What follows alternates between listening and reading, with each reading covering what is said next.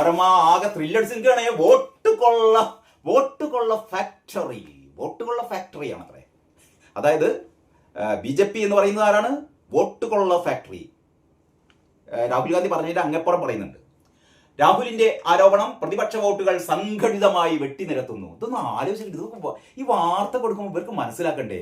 അതായത് വോട്ടർ പട്ടികയിൽ കോൺഗ്രസിന് വോട്ട് ചെയ്യേണ്ട ആൾക്കാരെയൊക്കെ ഇങ്ങനെ സ്കാൻ ചെയ്ത് കണ്ടുപിടിച്ചിട്ട് അവരെയൊക്കെ അങ്ങനെ കൂട്ടത്തോടെ ഇവിടെന്നോ എന്നിട്ട് ഒരു യൂണിവേഴ്സൽ വേറെ നമ്മൾ ലോക സിനിമയൊക്കെ കണ്ടാൽ നമുക്ക് മനസ്സിലാവും ഇത് വേറെ ഗ്രഹത്തിൽ നിന്നിട്ട് അവിടുന്ന് ഈ ചാത്തന്മാരുടെ പണിയുള്ള രീതിയിലൊക്കെയാണ് ഇത് അവതരിപ്പിച്ചത്.